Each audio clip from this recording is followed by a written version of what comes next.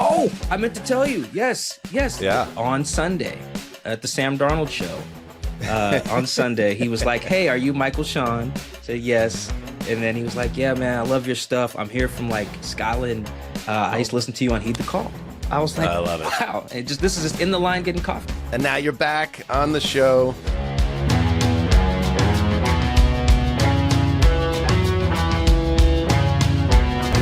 Hey-o, welcome to Heed the Call, an NFL podcast. I should say that's slower for branding purposes. Welcome to Heed the Call, an NFL podcast. That's how you do it. Feed it into the algorithm. Ones and zeros, global growth gaining. Spotify Wrapped. Who are you talking to at this point? Dan Hanzus here. Marc Sessler, Justin Graver on the ones and twos. Yeah, shout out to everybody who is sending their Spotify Wrap info our way, showing their allegiance to the show, their hedonism. And Mark, that is very meaningful to us. And also people out there are like, my numbers are a little down this year, but that's because I'm watching the YouTube show more. However you consume the heroes, yeah, gobble us up, drink us down. We love that too. I do think we uniquely have one of the greatest listener groups of any show out there. It's Oh yeah. It's been, there's a lot of legacy people. Not every one of them are in my favorites list at the moment, but like, you know what? I love these people that post how many hours they've spent listening to this show. That's commitment. I know you're doing it at work. You're doing it on your drive time. We love you. We love you too. We love everybody. Coming up later today. But sincerely, thank you to everybody for not just the support of us going back to the old days, but especially in this new era. And the show continues to grow and build momentum. Momentum does exist, and Heed the Call is actual proof of that. So eat it, haters. Coming up today on the show, speaking of things that we love, Michael-Shawn Dugar, an OG of the Heed the Call world, makes his long-awaited return as we dig into the fascinating, the wild, the wonderful National Football Conference, which we have far more affection for than the American Football Conference. Now, you might say, let's say if the Jets, Browns, and Titans were not 3 of the 5 worst teams in football, maybe the show would be singing a different tune if those teams are fighting atop the conference. But that's not the case. They're in the 4th tier of the HTC Power Ranking. So as a result, we look at the NFC, which has so many interesting, good, and even great teams. And Michael-Shawn Dugar, who covers the Seahawks beautifully for The Athletic and has an up-close and personal look at that conference, is going to talk about that. And also, what happens when the Darnold Hive comes to you? Yeah. Michael-Shawn Dugar, never a Sam Darnold guy. We'll get into that. And speaking of Sam Darnold, we all have our moments, Sessdog. When you do a show like this, you'll have moments that are high and moments that are low, where you kind of put yourself out there on Hot Take Island, and then sometimes you die out there, and then sometimes you're lifted up. And I'll use myself as an example. This is everyone. Like for me, for every Tom Brady is in a gradual decline, and then he wins 3 more Super Bowls or whatever. If that's the low point, I would say in the history of our show, my high point was my undying faith that Sam Darnold could be a good NFL quarterback, which I took a lot of heat for over the years.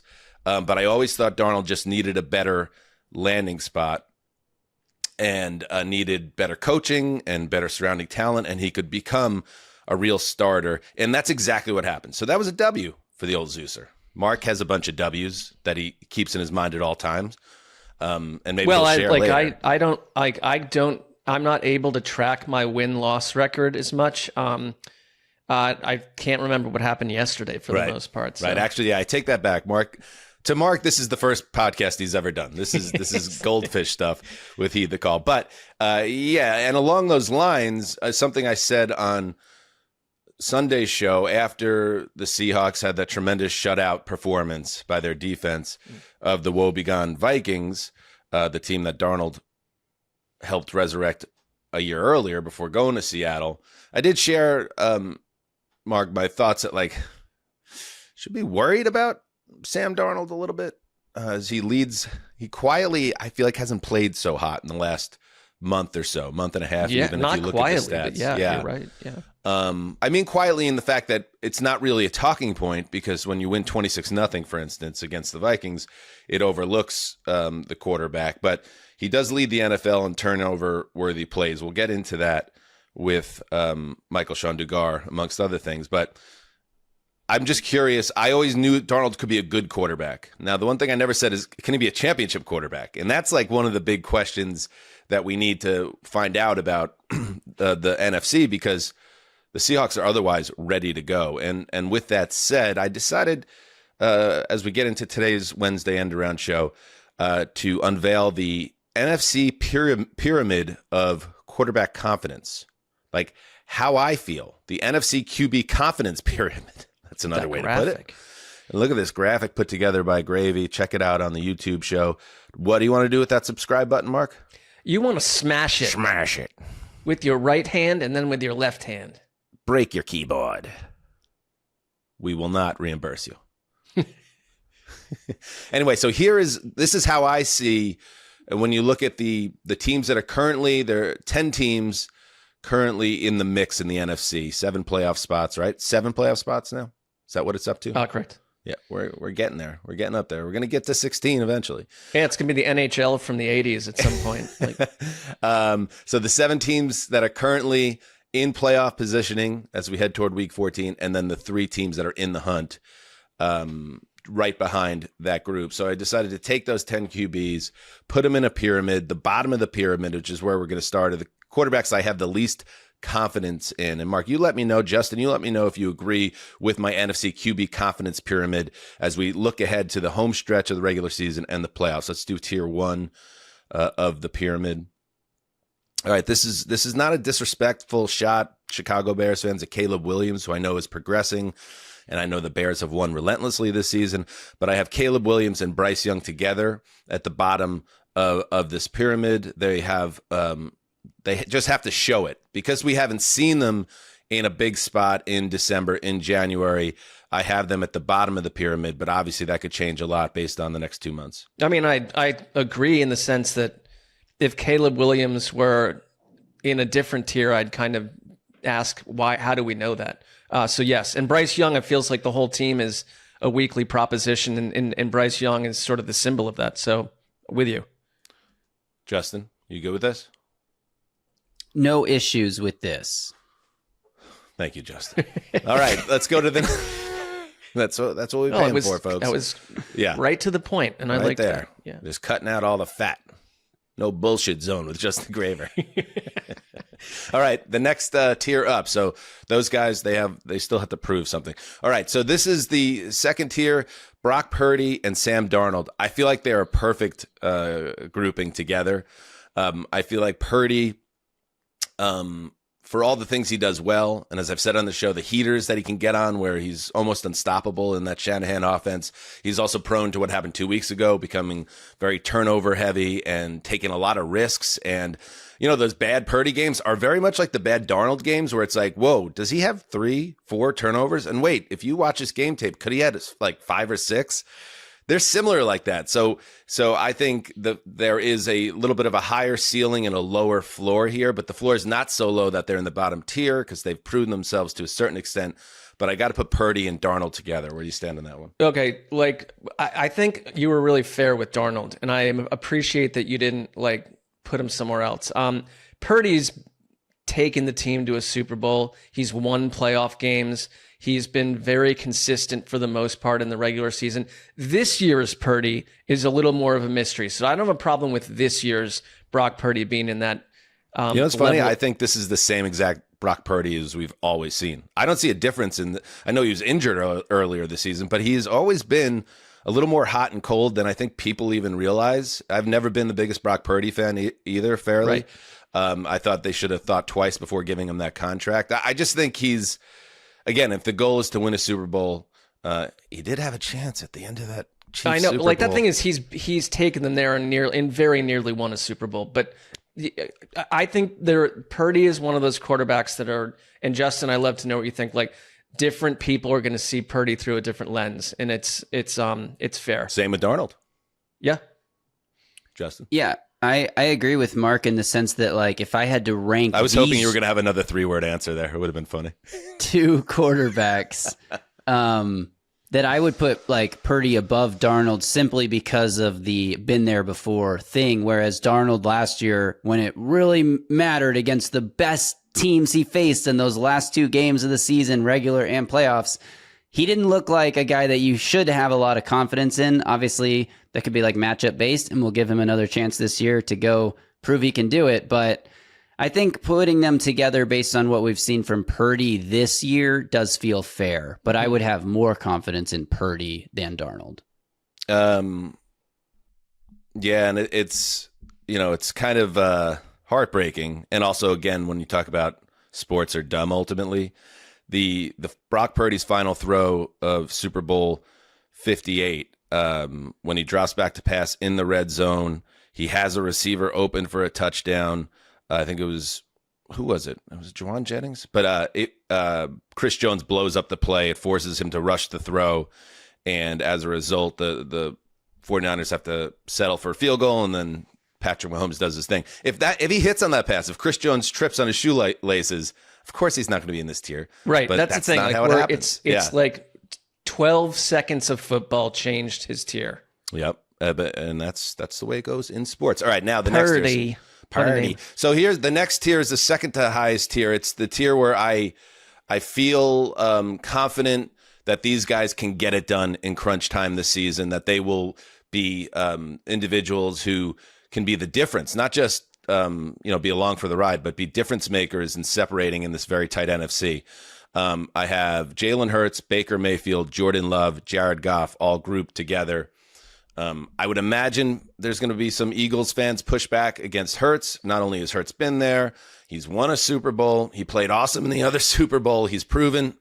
This is not so much an indictment of Hurts, but a little bit of it is. I don't think he's been great this year at all.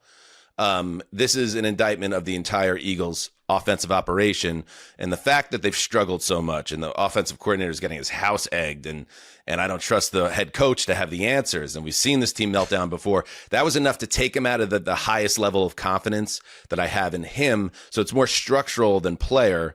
And that's why Hurts is there. Do you have an issue with that, Mark? Big week for eggs. It's a big week for eggs. I don't have a problem with it because I think this exercise isn't like a career retrospective. It's like it's where they are right now. Right now. And so, like, yeah, I think Jalen Hurts and that whole weird Eagles offense, you couldn't put – I'd have a bigger problem if you stuck him in the top of this little Egyptian pyramid. And I thought about it because he has been nails in the playoffs in the past, but I'm not really looking at the past. I'm looking at right now. Baker has never really proven anything in the playoffs at a high level, but I do have faith, and I know you feel that way, Mark, that Baker – if he ever gets that platform and can get to that second level of the playoffs, I think he has big moments in him. He just needs the right team and the right moment in January. We'll see if it happens. Jordan Love, I really like the way Love is playing right now. He's a tougher one. I could have dropped Love to the Darnold. Doesn't it feel like you could Purdy get a tier. stinker out of him though? Like, That's what I at mean. the That's wrong- the only thing. This is a little bit of recency bias. But I'll blame it on Bill Parcells, who says the season starts after Thanksgiving or on Thanksgiving, and he played so well. I just feel like he might be in line for a moment. And then Goff has had highs and lows. He also went to a Super Bowl. He's also had bad playoff performances. But I still feel like he can, in the right setup, take a team home. So they're all in that penultimate tier from the top. As Justin would say, I agree.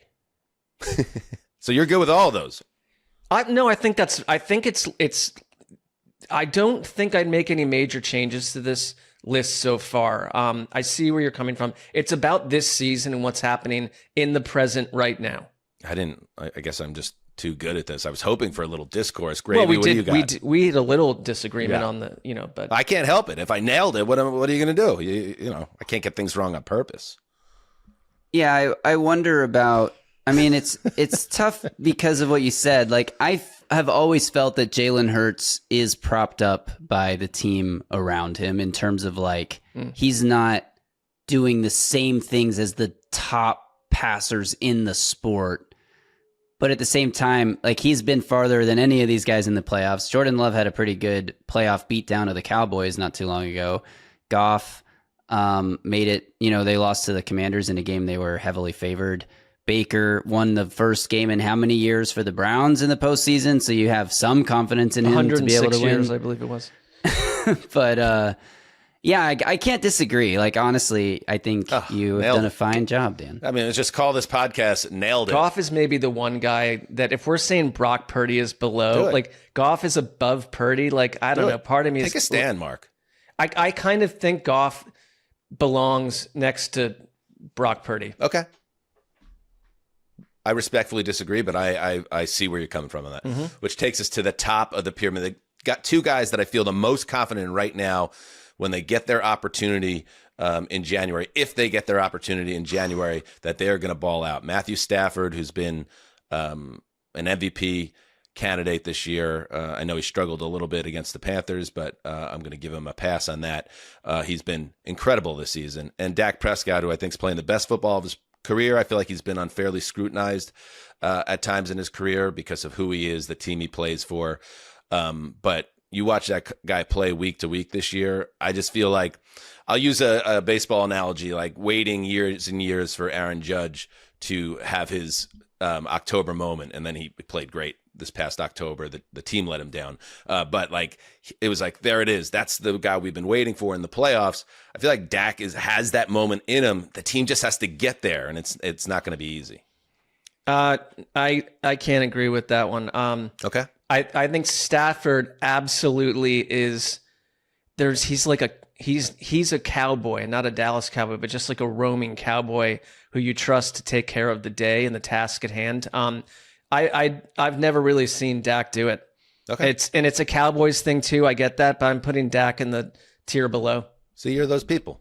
He's like, the Cowboys are annoying. They get too much coverage. I think this year's I'm Cowboys. talking about the player. This guy's a player in an offense. You love Schottenheimer. You love Pickens, CeeDee Lamb. You giving Javonte Williams on pace for like a 1,400-yard season. This team, Jason, you got Ferguson, the tight end, that's on pace for like double-digit touches. And this team is ready to go if they can just get their defense to stay at this level and win a few more games. I think Dak has that's a lot of ifs. Magical run in him. That's a lot of ifs. Like, what I'm saying is, when I look at that tier and you've got Dak Prescott equals Matthew Stafford, equals I cannot use that term. It's Stafford, and then Dak is the irony. The way we got into this conversation, Darnold was my big hit years ago, and now wait till Dak gets in the playoffs and goes off this year, and I'll be sure to be annoying and call back this conversation. And on the flip side, you could bury me if Dak poops his pants. This was a setup. In the wild card round. This was a setup. Another setup. All right, that was fun. Yes, Justin.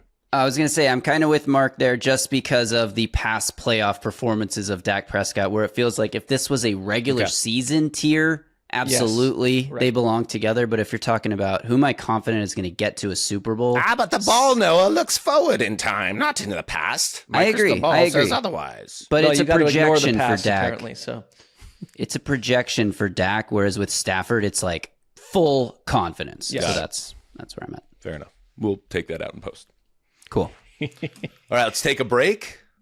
And when we get back, the return of Michael-Shawn Dugar. Hey, Mark, have you heard of Goldbelly? Yeah, from you, but I don't know if our listeners have heard about it. Okay, for anyone who hasn't heard of Goldbelly, know this. I've been ordering from them for a while now, and honestly, it's kind of magical. Goldbelly gives you access to the most iconic, the most famous foods from restaurants all across the United States, and they ship them right to your door. It's perfect for the holidays too. You should have seen how impressed my family was when we brought out a red velvet cheesecake from Junior's that I had ordered through Goldbelly. I think it was the first time my dad was truly proud of me. It completely stole the show. Well, that's a positive story. I mean, it sounds great. I've always been a little skeptical, though, about ordering food online, right? Me too, Mark. But from the moment our Gold Belly order arrived, perfectly packaged and tasting exactly like it would, straight from the bakery, I was blown away. The quality was incredible, and seeing everyone's faces when we dug into it reminded me why food, Ceci, can create such unforgettable memories. This year, I'm eyeing Ina Garten's coconut cake for holiday hosting, and it's something that will make the season feel extra special and indulgent. I can't wait to share it with my fam. Well, this holiday season, if you're looking for that perfect gift for everyone on your list, or you want to impress your friends and family with an unforgettable meal and make hosting a holiday gathering a breeze this year, go to goldbelly.com and get 20% off your first order with promo code HTC. That's goldbelly.com, code HTC for 20% off your first order. Hey, Sess Dog, how's your Christmas shopping going? Have you even started, Mark? Well, no, I've not gotten going on that. I should. Yeah, well, I'm all set over here. But if you're like Mark, still hunting for the right gift, I got you covered. Aura Frames. It's the gift that makes it look like you planned it all along. Thoughtful, personal, and easy. Basically, the holiday trifecta. Yeah, I always struggle to find a truly personal gift for the people closest to me. It's like it has to be meaningful, but not another useless item that ends up in someone's closet. Don't have time for that. Exactly, Mark. That's what's so great about Aura Frames. Last year, I gave an Aura frame to my parents, Deb and Keith. They absolutely loved it. I preloaded it with a bunch of family photos, some vacation shots, even a few funny ones of the kids. Now it sits in their living room, rotating through memories all day long. So you're telling me you can preload the pictures, the photos before it ships? That's exactly what I'm telling you, Mark, and you can keep adding new ones anytime from anywhere. Plus, every frame comes in a premium gift box with no price tag, so it's beautiful right out of the box. You can't wrap togetherness, but you can frame it. Well, you've sold me, Dan, and for a limited time, you can save on that perfect gift by visiting auraframes.com to get $35 off Aura's best-selling Carver mat frames, named #1 by Wirecutter, by using promo code HEEDTHECALL at checkout. That's auraframes.com, promo code HEEDTHECALL, all one word, no spaces. This deal is exclusive to our hedonists, and frames sell out fast, so order yours now to get it in time for the holidays. Support our show by mentioning us at the checkout. Terms and conditions apply.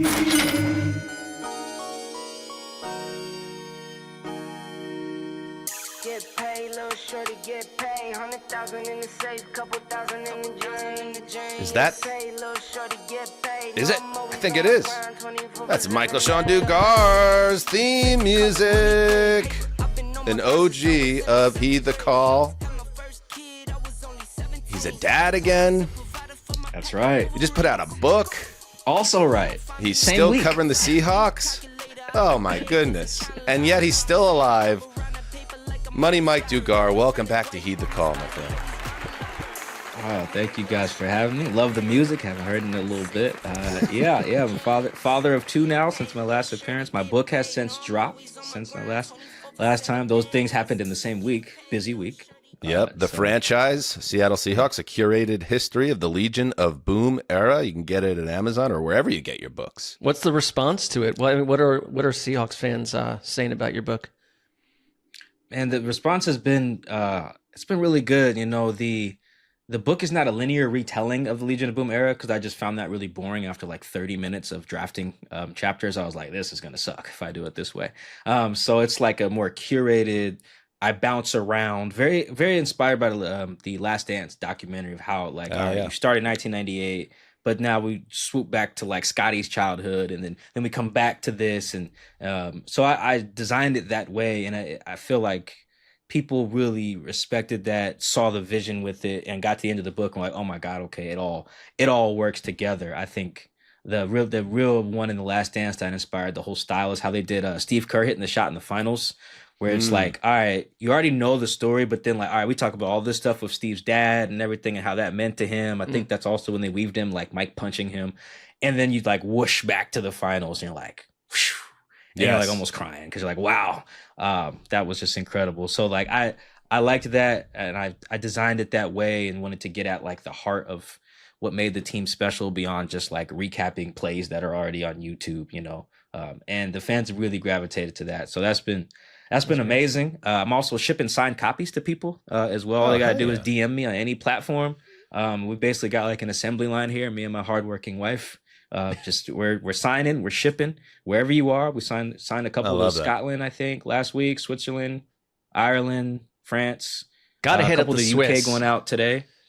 I would imagine with our strong international following, some of those people are exposed to Michael-Shawn Dugar and the book. I meant to through tell our you, show. yes. So we I want ran some of into the money is what we're getting at. Well, you have to talk to my people about that. But I ran into somebody at a Seahawks game, actually, from Scotland, I want to say, on Sunday at the Sam Darnold show. On Sunday, he was like, "Hey, are you Michael-Shawn?" I said, "Yes." And then he was like, "Yeah, man, I love your stuff. I'm here from like Scotland. I used to listen to you on Heed the Call." I was like, I love it. Wow. And this is just in the line getting coffee. On And Sunday. now you're back on the show. If they ever adapt your book into like a miniseries, a prestige sports doc miniseries, I would do because you're a cinephile, as we know, Mike. I would do the film trope that's popped up in the 21st century, where the doc starts with Russell Wilson dropping back to pass at the goal line against the Patriots, and then it freeze frames. And it's like, you're probably wondering how we got here. And then just start telling the story. Honestly, yes, but honestly, in Marshawn Lynch's voice, with a lot of profanity. And that's the way. East Oakland dialect. Yeah, it's like, you probably wonder how the F we got here, huh, bruh? All right, let me tell you. And then we shoot back. Okay. To him. There's an idea. All right, Mike, listen. Let's start here because we just did the NFC Quarterback Confidence Pyramid. And if people remember season 1 of Heed the Call, there was a lot of conversation about Sam Darnold, who I was always a fan of, and his Vikings season last year. And then me trying to convince Michael-Shawn Dugar to join the Darnold Hive. And Mike, to your credit, you said, you know what? I'm going to just stay outside the hive. And then Darnold becomes a free agent. And what happens? Here's Michael-Shawn Dugar making babies and writing books and covering NFL teams. And all of a sudden he looks around and he sees the catacombs of a Darnold Hive forming around him as Darnold comes to Seattle. And I just want to say, like, what is the Sam Darnold experience as a beat reporter, taking your personal feelings about his ability separate to this? What's he like? Yeah. I mean, well, he's really boring, as most quarterbacks are, though. Yeah. I mean, that's that's no different than like Dak seems very boring. Mahomes seems like generally boring. I mean, the most exciting thing about like that Chiefs team, they're like this big dynasty, all these Hall of Famers, and the most exciting thing is like who the tight end's wife is. Honestly, so you think about it, like quarterbacks are just generally not that interesting. So he's boring, but he's a really good player, and honestly, my thoughts on him have aged fairly well. My whole thing with Sam was you take his 20 best throws, put them on a highlight reel, put it on TikTok. It's the best 20 throws you ever see on the internet. They are like his 20 best are as good as Josh Allen, Joe Burrow. Just you want to go all the way back, like Dan Marino's best. Like it's the best stuff. Darnold's got an arm. It's very special. He does it rolling right, rolling left. And then I can take like his 20 worst throws, and like 4 of them are in the Rams game this year from week 11. He just looks unplayable sometimes. I think the last time he threw 4 interceptions in a game was the I'm seeing ghost games when he was with the Jets of like 2019, I believe that was. So He's still got that in him. I don't really know if guys lose that, to be honest. That's like my new quarterback hot take. Like if you got a 4 interception stinker ghost seeing experience in you, I don't really know if those demons can be exercised in that way. You just are in this bucket of quarterbacks who you're just trying to build the best team possible around them so that when the weather drops, the temperature drops, they don't pee themselves. And I don't think that that's necessarily an insult to Darnold. I think there's a lot of good quarterbacks in that. I think Jared Goff's in that, for instance. I think Jalen Hurts is in that. Honestly, like you build the best thing around Jalen Hurts so that if he throws for 128 yards in a playoff game, which I think he's done, you don't lose the game. Jared Goff, same thing. Lamar Jackson might be in that as well. You want to talk playoff performance, to be honest. So there's a lot of guys in this bucket, is what I'm saying, and Sam's in there, and there's no shame in being in there. But I think the first 16 weeks of last season convinced members of this podcast and others that he was not in that bucket, and I think the truth is he is. Okay. It's like, I mean, I guess that's the trick with Darnold, and you said it well, and it echoes what we talked about previously on the show with our NFC QB pyramid, confidence pyramid, of what we think could happen in the playoffs. Like when you've got a potentially implosion oriented quarterback like Darnold, like in the locker room, because you're one of the few people that gets to go in there, talk to players, hear things, talk to others. Like, is there a sense that the teammates around him don't even think about that, or that they also know that Sam Darnold is one of these quarterbacks that could explode in the wrong way at some point? Like, is there any, like, how do the teammates deal with that? Yeah, they deal with it in the inverse in their minds, but they're arriving at the same result. So I'll put it this way: their brains are all like, if we do our job, Sam's gonna do his. Right, which is basically the same version of what we're saying. If the team around him is fine, he'll be fine. But then if the O-linemen are like, well, if we let him get pressured, God bless, which makes sense. Again, that's a lot of quarterbacks. Receivers are like, if we don't get open right away, it could get dicey, and everyone knows that. Running backs too. Like if we don't run the ball and help him out in the whole pass game, it gets dicey. I think there's unique perspectives for each guy though too. Like Cooper Kupp is a really interesting one, for a few reasons on this team.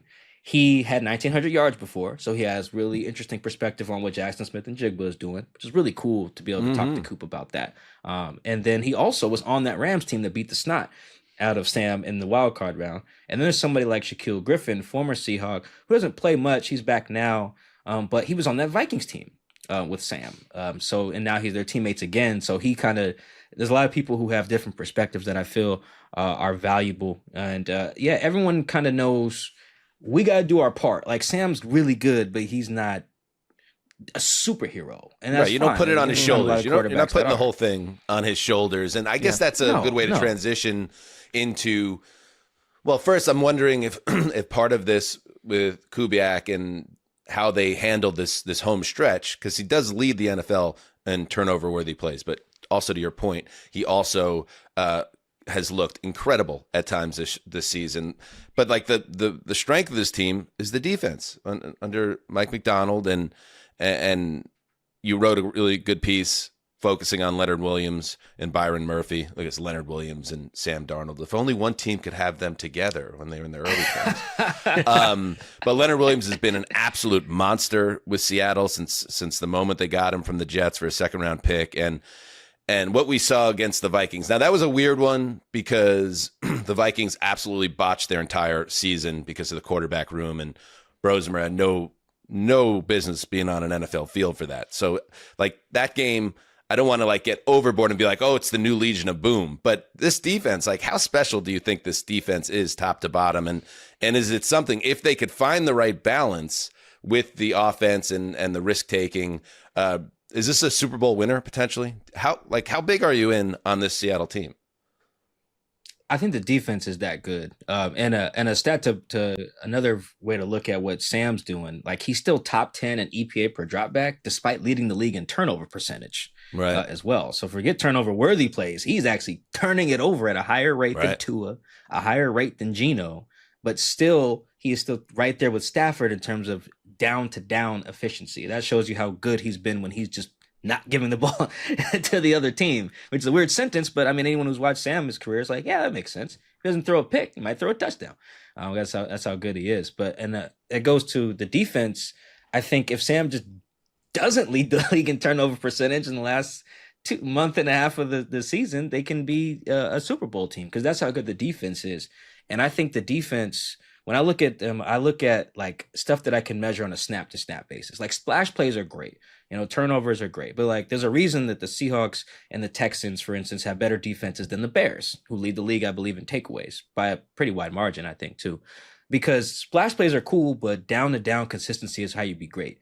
The Seahawks have like the best run defense in the league. They have one of the best short yardage defenses in the league. I believe they have the lowest number of yards allowed to wide receivers. Most teams' best playmaker is a receiver on a lot of these teams. So like they do things on a snap to snap, week to week basis that makes it hard to get explosives on them. I think they're like a top 5 team and explosives allowed too on defense. So that's where these guys are so good. Like the pick six was great.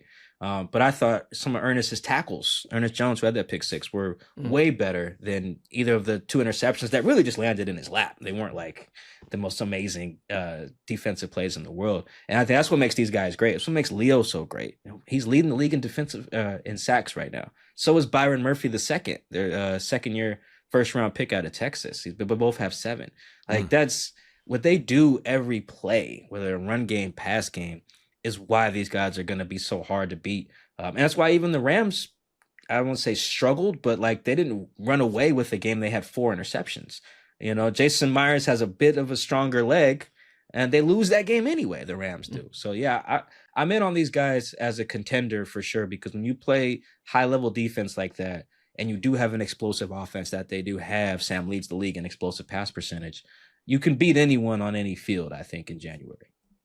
All right, so let's look at the rest of the NFC then, because right now at 9-3, Seattle still is the 5th seed because the Rams have the tiebreaker currently. Of the teams that you've seen up close, who have you been the most impressed by, and conversely, like who are you seeing a little bit as a paper tiger? Yeah, most impressed by the Rams. That's a really just well-coached team, I think. And not I think, I know. The NFC West, man, I've watched Kyle Shanahan and Sean McVay just get guys fired from out of here. Arizona coaches, they got Pete fired. You know, he just couldn't beat them, so he had to leave. And you can see why. I mean, look at Kyle Shanahan, what he's doing over there with, I can't even name 4 49ers defenders off the top of my head right now. It's unreal, and they're still piecing that together. So the Rams and 49ers I believe in. I'm not as sold on, let's see, Green Bay. They're really funky. I'm not really sold on the Eagles. I just feel like the Eagles have the same problems they had in 2023 with, like, it's all behind the scenes. The talent is largely the same, but then we're like 6 or 7 weeks away from another deep dive, either from The Athletic or ESPN or whoever on, like, here's why Jalen Hurts and Kevin Patullo. How you say it? Yeah. How you say his name? Yeah, Patullo. Yeah. Here's why they almost fought each other in week 15, you know, like one of those. That's like, you can set your watch to that. I almost guarantee something like that is coming. So I don't believe in them for that reason. The Bears, it's just hard for me to buy what they're selling with the Caleb thing. Like, he just seems to be, when I mentioned Darnold's efficiency, like on play-by-play, like Caleb's like the opposite of that. Like Caleb, they're either just running the ball really well, or Caleb's just throwing it in the dirt, or just like throwing guys out at first because he's like addicted to playing baseball with these sidearm out of the pocket throws that have like varying levels. He does very success. little things like smoothly. Like, he's not like a easy on the eye compared to some of the more athletic or functionally sound quarterbacks. That's for sure. But if you're a Chicago Bears fan who's never seen a 4,000-yard passer in your life, maybe it looks a little prettier, you know? Yeah, I mean that's why I liked Drake May more coming out of that draft. I just thought that you could play in structure more with Drake than you could with Caleb. Because I'm a Pac-12 guy, Pac-10, whatever we are now. But I watched a lot of Caleb, I guess, is the gist of what I'm saying. I was like, yeah, that guy plays a lot of backyard ball. It's great because he's faster than every Pac-12, whatever, defensive lineman, and all these Pac-12 safeties stink. But that's not going to happen in the NFL. Whereas I looked at Drake, I was like, oh, he can run, but he just likes to just carve people up with his arm from the pocket. But I mean, honestly, on any given day, these teams, here's how I look at the NFC. Every team has warts. How fatal are your warts? Like the Seahawks that we just talked, they have a pretty fatal one. Their quarterback could easily just implode. You know, I think that the Packers, their wart, one of them is like, if they get behind, what do? Like, how often can Matt LaFleur run a shotgun play to Josh Jacobs on 2nd and 10 when they're down 9 in the second half? Like, that's his bag. He can't do that. The Bears, what if Caleb has to actually throw, like, on time in the pocket and win you a game? The Eagles, what if Jalen Hurts runs out of Maya Angelou quotes at halftime and just can't function in the second half of a game? Like, I can go by every team. So that's why I like the Rams the most. I think their main wart is like, what if they're on the wrong end of turnover variance? It's pretty much it. Like, they can run it, they can throw it, they can rush the passer, they can stop the run, they can generate big plays on both sides of the ball. They got decent special teams now, I believe, too. So, like, the Rams and Seahawks, I think, are number 1 and 2, but I think the Rams are like easily the best team in the NFC right now. There's a team out there that is 7-5. Mark has a little bit of a fetish for this team. to the annoyance of the other people on the show. They are the Tampa Bay Buccaneers. They have opened the practice window for Mike Evans. They have opened the practice window for Jalen McMillan. They're getting healthier. They've got a couple key players back in the last couple weeks. They have 2 games against Carolina in the final 3 weeks of the season. Your belief level 1 through 10 in Baker and the Bucs? Maybe like a 6. I just think they run on vibes. It feels like, because Baker's very vibey. Sorry, Mark. Like he's a vibey quarterback. Yeah, like you're right. And I watched these guys drop 38 on Mike McDonald's defense. So like I believe that they can put up points, but they also just be duds. It's not a fantasy football pod, but I have like 2 leagues where I have Baker, 3 leagues where I have Bucky, 2 leagues where I have Mike Evans. So I've been watching these guys. Is the reason I bring that up. I watch them pretty intently every week, and basically my fantasy success is based on whether Baker vibes well or his vibes are bad. And they've put up a lot of like stinker performances offensively because they're running on that. I don't think they have an identity on offense, in part because of the injuries. I think Baker's a gamer. He's one of those guys. Actually, he's their identity quarterback. Like in the playoffs, I would say Stafford. You guys mentioned the quarterback confidence. Like Stafford, I'm confident in a playoff game. Purdy, I'm actually pretty confident in. You look at his playoff record; it's actually really good. He does not play bad in the playoffs. Baker, pretty confident in him in the playoffs. His playoff record his performance is pretty good. The problem with Tampa is on offense, I don't feel like they have a consistent identity, and on defense, Todd Bowles is living in like it's like the bad end of the Flores thing. It's like, if we get you, we get you. Like, this is a TFL on first down. Now you're living in 2nd and 17. But if you get us, you just got a 60-yard bomb. And now we just gave up a score.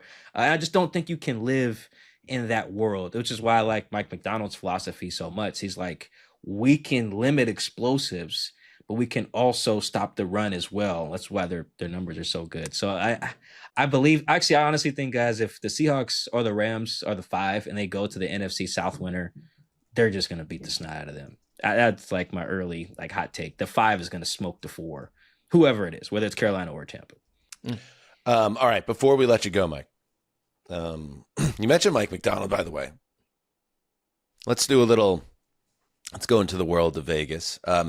Coach of the Year is a great race this year. I think Mike McDonald deserves a lot more respect than he's getting right now.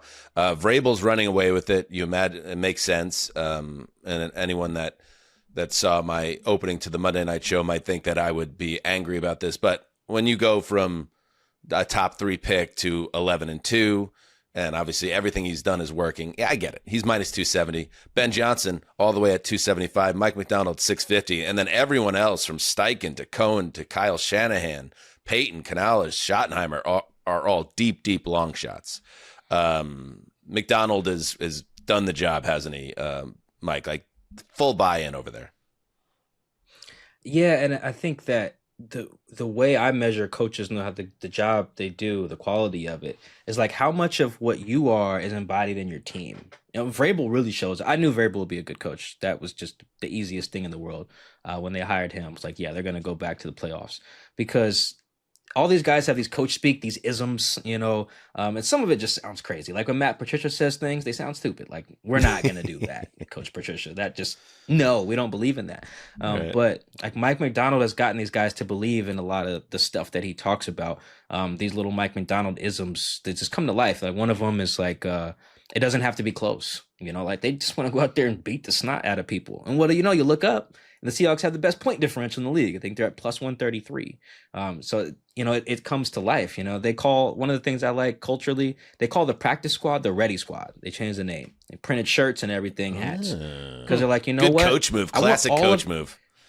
No, that's great. That's good, programming there. Because, I want all 17 of you guys to feel like when you get your number, we're not sitting there like, oh, damn, such and such has to play. Like, no, I'm excited that insert backup gets to play. Because you've earned the right because you stayed ready. It's just that the messaging, I think, is really important there. And Vrabel has a lot of similar stuff on like how he gets his guys motivated too. And yeah, Mike McDonald's just like, he's killing it. He's killing it. I don't know if he'll win it because I actually don't like how Coach of the Year is voted on. It's like wins over expectation. He's not going to win it. Vrabel's got it in the bag, yeah. And honestly, I think you can make a good argument depending on how they finish for Shoddy in that case, Brian Schottenheimer, because in I'd terms agree. of expectation, like he was getting laughed at. Like Jerry was getting laughed at. The whole process was getting laughed at, although the process was funky, so that's fair. But the result was also being laughed at. Like, oh my goodness, you did all this and blocked Mike McCarthy just to hire a guy you already had? Well, you know, he looks like a decent ball coach. Mike, too, you know, so, you know, Justin from last year has some issues with control when it comes to gambling. So he's seeing plus 3,500, and he's going to put down one of his classic $10 bets. I could tell right now. I could just see it in his eyes. If only I didn't live in Texas. You know, I'm limited. I have to like make a trip somewhere to actually. Well, you put moved. money You down, willingly moved there, so that you created your own conundrum. All right. Without further ado, as we say goodbye to Mike, we can't let Mike go without delivering one of his famous, iconic. I mean, the thing that will be the first paragraph in his eulogy in many, many years. The Money Mike Three-Legged Olsen Parlay for Week 14. Hit it, Justin. What's your name? G-Reg. What you do? How you do? Drop my drawers and let us see my third leg. Chilling on the 7th floor. I gotta let these chickens know. Big Greg is in the house and I finna make these hoes. Then I'm quick. oh man, that is such great stuff. Come on, fellas, let's get It's weird. the sheer number of bleeps that gets me every time. You just at a certain point you lose the song entirely.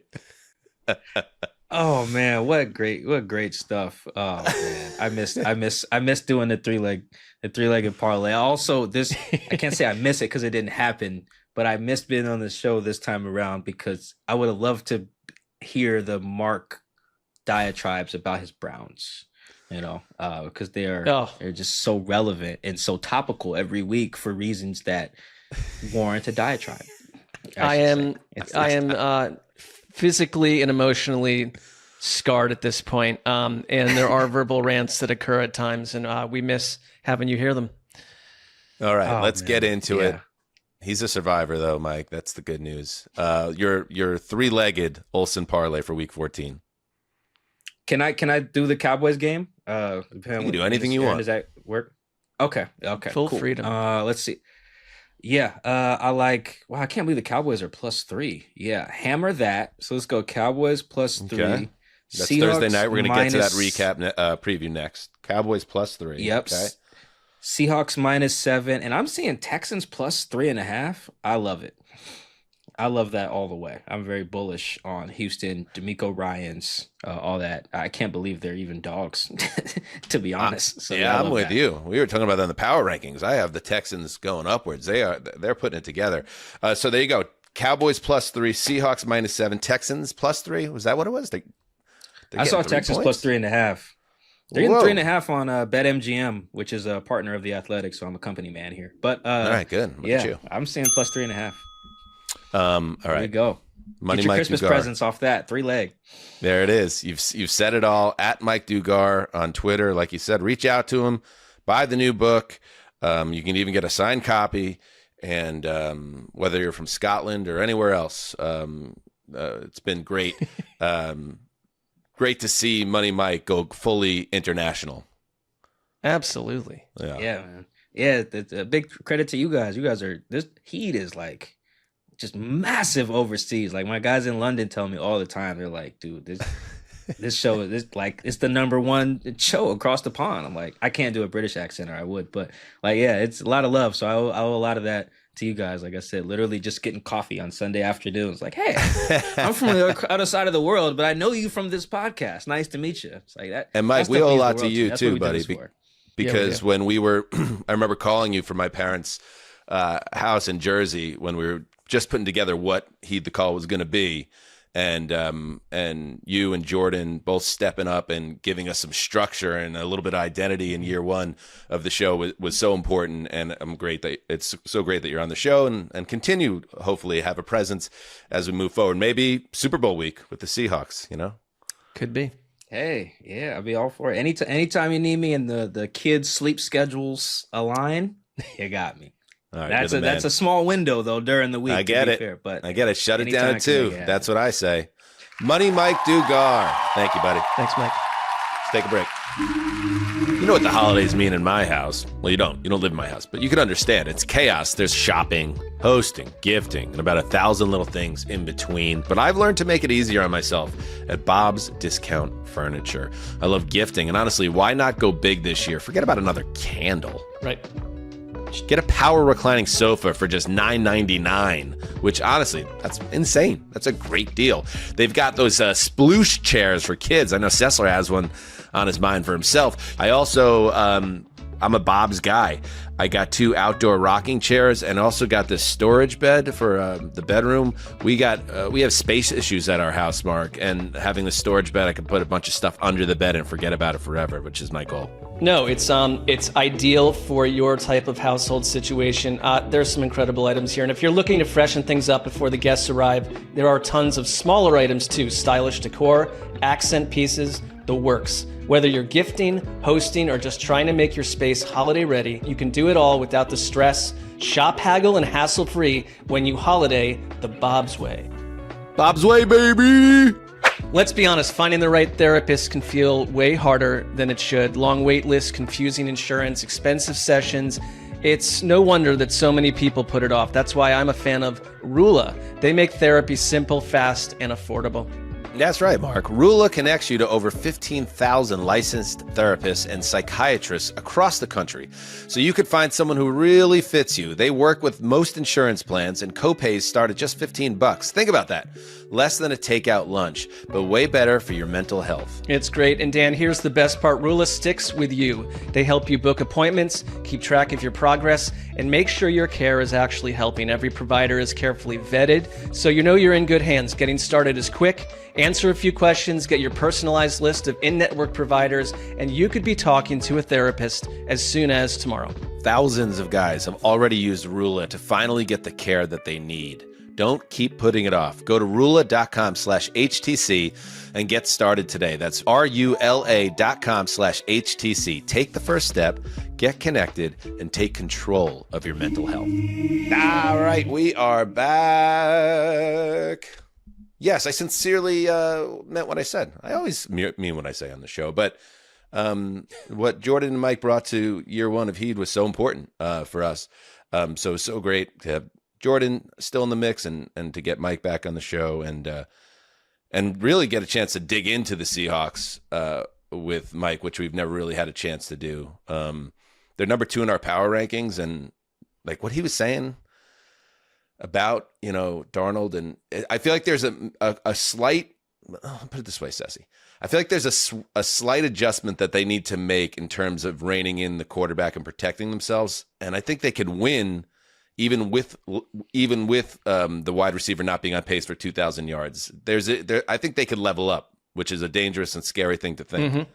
Yeah, I mean, he made it, and one thing I love about Mike is that he's covering the Seahawks, but his takes are reasonable and measured. Like, he's not swept away by them, which is his job, but he does a good job of that. But like, he talked about the fact that like Darnold had that meltdown against the Rams and they nearly won that game. Like, they feel right there. And if you can just get him under control in those key situations, and I think that's very possible. This is not like he's not a wild man. It's just there's variance when he goes a little south. But I think we're going to have Mike on again because I think the Seahawks are one of the biggest stories in the NFC, in the league, and an NFC title type team. Yeah, and can you throw up the standings board in the NFC as we get to Thursday Night Football, which is excellent, which is Cowboys versus Lions. And if you look at it now, currently the Cowboys on a 3-game winning streak at 6-5-1 are the 9th seed. Detroit's right ahead of them at 7-5, the 8th seed. So both on the outside looking in. And you could make a case, a very strong one, in fact, that the team that loses on Thursday night is probably going to be on the outside looking in. It feels it's not going to be an elimination game necessarily, but it'll feel close to it. The team that loses, almost you would imagine, is going to have to come close to winning out to make it. And we'll start with the Cowboys side of it, Mark, because as we said again, after that Raiders Monday night win, here is the big test, and then they beat both Super Bowl participants, and now they finish up with the last test. If they pass this one. And back to like the Dak thing. I know you guys aren't as high on Dak as I am. Like, if Dak and the Cowboys sweep this big 3-game test, right? Who are you going to pick against? Can you pick against the Cowboys against anyone going down the stretch, because they will have aced this test in every way? Well, and they fixed their biggest concern, or it looks fixed in terms of their defense. That's changed, and so the Cowboys on offense we always trusted, and Dak Prescott. I mean, I think what Justin and I were saying was like playoff Dak Prescott versus regular season. He's been pristine in the regular season. He, in the last 3 weeks, has had fantasy football finishes of number 3, and number 9. And the Lions have given up the 9th most fantasy points to quarterbacks in this season. It's not just about fantasy. That's telling you about production. And it's great to see someone like Malik Davis make a play like he did last week. Like, they're adding weaponry. CeeDee Lamb and George Pickens are both looking unstoppable at the moment. And that's helping Dak Prescott too. It's like, it's Detroit who doesn't have Terry Arnold this week at cornerback. It's a big task to try to slow down an offense that right now is like absolutely blowing the doors off of people. And Detroit, to me, feels a little bit more, they're under more pressure. The Cowboys are a surprise right now. I agree. I think there's an enormous amount of pressure. That's why I like Detroit in this game, because I think Campbell will have this team ready and will have properly expressed to them the urgency in which how they have to approach this game as a do or die type game. And that said, there does feel like there's something off in the mix with the Detroit Lions this year, and the injury issues are mounting again for the second straight year. So we didn't really hit on this because it all happened very quickly during a holiday week, but Frank Ragnow, who's such a great pivot in the center of their offensive line, but could never stay healthy, he announces he's coming out of retirement, and then a couple days later, it's announced that he has a grade 3 hamstring injury. I think grade 3 is when your hamstring explodes essentially. And I was thinking to myself, how did that even happen? How do you come out of retirement and then you go to take your physical and you have a grade 3 hamstring? Did it happen in the workout for the physical that his hamstring exploded? I don't know if there was an updating on the reporting, but I remember thinking it's quite odd that all happened so quickly in the news cycle, and what shitty luck if that's indeed what happened, that it was working out ahead of or for the physical for the team, and then that happened. So he's not unretiring. He's back in retirement. You mentioned Arnold, likely season over, shoulder injury, so he's on IR. And then Amon-Ra St. Brown, who got rolled up on Thanksgiving. He has not practiced as we record this week, but they are labeling or indicating that it's a game time decision, which I'm not totally buying. I wonder if that's a smokescreen to get the Cowboys to have to prepare for St. Brown. But the idea that you would bring him back would surprise me when it was a significant ankle sprain. And then on top of it, Mark, I would say on the flip side there is, to my earlier point, this might be the season for the Lions, and maybe that's going to get this special wide receiver on the field, but he might not be himself. He probably isn't, and that's a problem, because you take St. Brown out of this lineup, or that version of St. Brown, you saw once again with Ben Johnson in Chicago and Dan Campbell trying to figure this thing out on the fly on the sideline, that the Lions aren't special on offense this year. No, they're not. They don't look like what they had formed themselves into. It was promising to see Jameson Williams go absolutely nuts last week. That was the plan. That's what Dan Campbell talked about. They've got to keep that going, because I think to your point about Amon-Ra, it's even if he's playing, which I tend to think that that's not happening too. Is it half the snaps or a limited timeshare or work share there? They need Williams to be what he is. They need Jahmyr Gibbs to step up. It's it's this game where it's probably not happening. And you're dealing with a defense that's... I trust Gibbs to step up. That's the one guy I definitely trust. It's, can they get this offense to consistent functionality? Can Jameson Williams have put him in a more prominent role? Can he be an approximation of St. Brown if he ends the game, if he's out of the game? And if Jameson Williams has to play more of a St. Brown role like we saw last Thursday, who's the guy that's taking the top off the defense if he's handling a different type of role? There's a little bit of depth issues on their offense, which I never would have thought going into the season. Right. And they just have flat out, it's one of these teams that we always try to assess when you lose coordinators, will it have an effect? Will it be all right? Will someone like Dan Campbell keep it all together?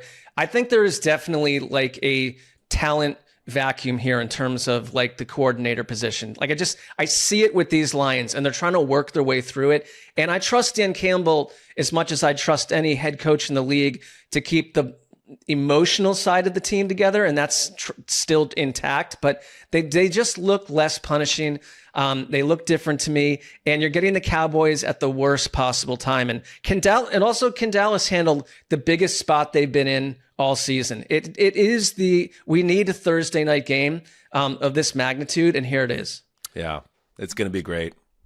I mean, after seeing what the Cowboys have done these last 2 weeks, I think the stage isn't going to be too big for them. It's just a matter, can you keep this going against a Detroit team that I think, remember, like, the Detroit Lions to me are the Buffalo Bills of the NFC. Like, it's not about even getting to the playoffs. The idea is to get to the Super Bowl. And I just think, and this is when I do put a lot of this on coaching, is that Campbell's going to have this team with its hair on fire in this game at home in this setting. I'm not gonna lock it up because I don't want to do it on a Thursday game and mess up our show at all that way. But I feel very good that the Lions get right and they bring the Cowboys back down to earth, because as much as we have praised Dallas's defense for its improvement at every level, it's a little bit different to be in the spot against Detroit when they're as desperate as they are and they're facing their mortality. It would be a huge letdown if Detroit doesn't even make the playoffs this year. I mean, that would be crushing. So I expect huge games from the playmakers on this team that are healthy. Like a big game from Hutchinson. I could see that, just giving Dak Prescott hell. Gibbs and Montgomery doing damage. Jameson Williams making a big play. Jared Goff playing well in the dome in this setting. I like the Lions a lot in this game. Where do you come down? They need Goff to play. It's a big Goff game. They need Goff in that tier that you put him in the pyramid. I think they'll get it. They are just he's a different player at home in Detroit. I think the Lions win a thriller over Dallas 31-30. Ooh, okay. I like that. I'm going to go 38-27 Lions. It's the number 12 Cowboys in our power rankings against the number 10 Lions. Saucy. I got an update on the Ragnow thing. If you do? Curious. What you got? How did he hurt his hamstring? Well, I don't know how he hurt his hamstring, but Eric Woodyard reported for ESPN that Ragnow had disclosed that he was dealing with a hamstring issue during the discussions with the Lions about coming out of retirement, but he and they didn't know the severity of the injury until he took that physical. You know whose fault this is? It's not Ragnow's fault. It's not the Lions' fault. It's the big mouth agent who wanted to throw a bone to one of the insiders, and it's like, could we have waited for a little bit longer? If we knew there was a hamstring issue, we could have avoided all this. We wouldn't be talking about this right now. Shame on you. It's and I'll pick the Cowboys to win because I'm a Cowboys fan now. I don't know. There he is. He's full Texas now. He's got more guns in that house than Dom DeSanto. By 3. We have 0. Right. Good stuff. Great stuff. Blah, blah, blah. Remember, Heed the Call merch is available. heedthecallpodcast.com. And Patreon announcement. We teased it. Buffalo Bills Love Story, the Christmas special put out by Hallmark. We will be doing a live watch of, what is the exact title, Justin? I want to give respect to the filmmakers involved. Do you? Sorry. Holiday Touchdown, a Bills love story. Poster appears on screen. It's a thespian's holiday touchdown paradise. It's a holiday touchdown. So make sure you, if you're not signed up for the Patreon, we'll drop that one into the first paid tier, and it's going to be all of us. Everybody associated with the Patreon is going to drop in on the show, and maybe even a couple other surprise guests as we do a live watch of that on Tuesday, next Tuesday. At what time, Justin? Have we set a time? What do you want to do? I'm putting it all in your lap. Let's say 5 Pacific, 8 Eastern. Yes, 8 p.m. Eastern, 5 Pacific, next Tuesday. Holiday touchdown, a Buffalo Bills love story. We'll watch it. Mystery bread and Science butter. 3000, that bitch, and have a good time doing it with a little eggnog, with a little spicy mix in it. How about that? Join the Patreon, patreon.com/heed the call. All right, we're back on Thursday. Connor will rejoin us. We'll break down all of the Week 14 action to come and recap the game we just previewed. Mark, final words. I want to say one more time, thank you to the people that listen to this show. We're getting close to our 30,000, right? How close are we? 30K challenge on subscribers. Absolutely, Mark. What a surprise to come for the listener if we hit that. We better hit it soon. Smash that button. Smash it. Mark demands you smash. All right. Till Thursday. Do what you must. Heed the call.